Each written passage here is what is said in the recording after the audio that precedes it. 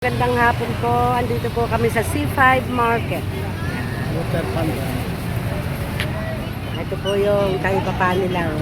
So, nabili kami, napadaan kami dito. Kaya bumili na kami ng pangangailangan sa bahay. Siya. Mas makita mo yung school. Yung pinakamalaking school Ayan yung kulay, ano na yun, orange na yun. School ng high school Taguig. Hindi, wag na. Ay naman ay tatawid na kami. Tapos na kaming mamili ng pangangailangan sa bahay. Bawal tumawid.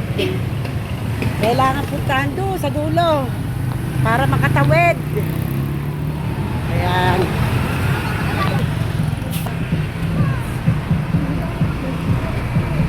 Hoy, tawid-tawid na.